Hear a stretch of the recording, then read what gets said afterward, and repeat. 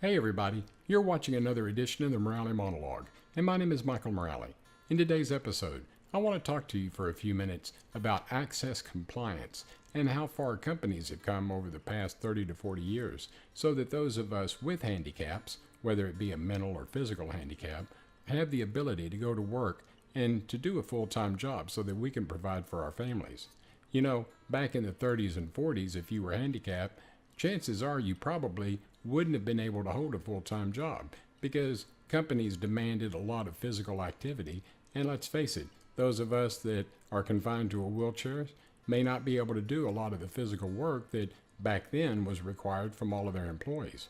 Now, I started work back in 1981 and I was 16 years old. I lived real close to a shopping center, so in the summer when I wasn't in school, I would roll in my electric wheelchair to a local thrift store, and I scheduled all the trucks for their deliveries and their pickups. You know, you probably receive phone calls from companies that say that we're going to have our truck in your area next week, and would you like to donate any clothing or any household goods? Well, that was my first job. So yes, I was a phone solicitor, and as much as we don't like them, trust me, it was a job that helped me whenever I was younger.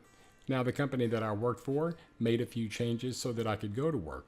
But back in the 70s, there were really no regulations. There wasn't the Americans with Disabilities Act. There were no rules that told companies, okay, this is what you need to do so that those with handicaps are allowed to get in your building and work. Now, back when the Americans with Disabilities Act was enacted, that really forced a lot of changes, and I'll talk about that in just a moment. So whenever I went to work, luckily I found a company that was at least accessible for me to get my wheelchair in, and they allowed me to work in the summer months, which provided me a little bit of spending money.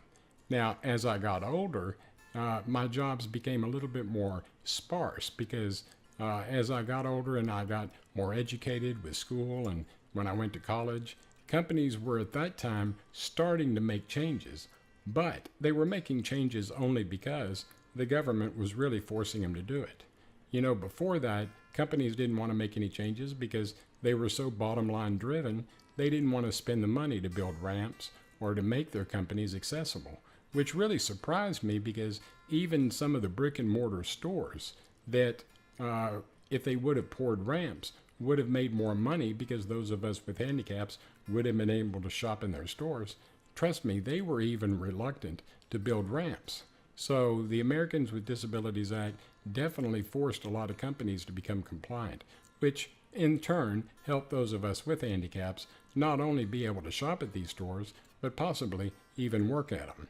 While I held quite a few part-time jobs while I was going through school, it wasn't until I graduated with my undergraduate degree in 1991 from the University of Texas at Dallas that I got my first real full-time job making good money.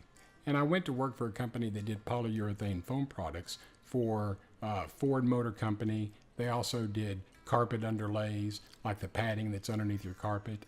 They provided the foam products for a lot of the mattress companies. And when I went to work there, I started as their project coordinator in their IT department. So the job that I got didn't really require a lot of physical activity, but it did require that the company make a few changes so that I could get my wheelchair in the office and around the area that I would be doing my job. And they made these changes somewhat reluctantly at first, but as they saw the benefits of having me because I was educated, I knew what I was doing, and I proved myself, they made these changes eventually very quickly, and I was able to work there for numerous years, and I enjoyed my working career with them. In 1994, I went to work for Mobil Oil, and of course we all know now that in 2000 Mobil Oil became ExxonMobil. But there were a few changes that Mobil had to make even in 1994 that would allow me, as somebody in a wheelchair, to be able to get my wheelchair around and to be able to do the job that I needed to do. And I really was surprised at how quickly and how easily Mobil made these changes. I had to go through a lot of secure doors because I worked in their data center, and if I needed to go through a door, somebody would have to get up and open the door for me. Mobil was a little bit more proactive instead of reactive, so they made a lot of changes, and they installed door openers for me that would allow me to carry a button, and as I got close to the door, I could hit a button and the door would open for me. And they did this on all of the doors that I needed access to, which was really nice because at that time I was also building a new house. So I had the same compliance company that was doing the automatic door openers there at Mobile to do my house, which made it nice because the button that I carried at work would also work at the door in my house. So I had an automatic door opener put on my garage door that led from my garage into the utility room that allowed me access to the house. So it really worked out good. And Mobile made a lot of changes with regards to not only the doors, but after the merger with ExxonMobil, we moved our data center over to another building.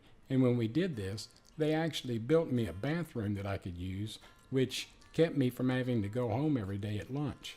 Now, my father worked about 2 miles away from where I worked. So after they built me a bathroom that I could get into, my father could come to work and help me go to the bathroom without me having to drive home every day. So ExxonMobil, as a company, as a whole, made a lot of changes to make sure that I could hold my job. In 2005, ExxonMobil decided to transfer the department that I worked in to Canada. And since I couldn't move to Canada, and really they were unable to find me another job because I was already at the top of my pay scale, ExxonMobil decided to offer me early retirement, which was a blessing in disguise because I knew that I was getting weaker each and every day. And I also knew that my working career, due to my SMA, was probably going to be cut short, whether or not ExxonMobil offered me early retirement or not. So when I went on early retirement, I called the Social Security Administration and I told them that due to my disease, I was really unable to work and I wanted to know what my options were. Then they told me about SSDI, which was Supplemental Security Disability Income, and so I went on permanent disability after providing all the paperwork necessary to prove my disease and to prove that I was actually too weak to go to work. So I knew that my disability income would provide for my family, but I was also very disappointed at the fact that I wasn't going to be able to work anymore. Since going on permanent disability in 2007, I have had the ability to work other jobs while on permanent disability. I called the Social Security Administration and I told them that even though I was on SSDI, I still wanted to work. And what they did was they calculated how much money I could make each month without jeopardizing my permanent disability. So if you are on disability, call the Social Security Administration. Let them calculate how much you can make without jeopardizing your disability, and this will give you the ability to go to work for a company and still provide for your family while being an active member of society.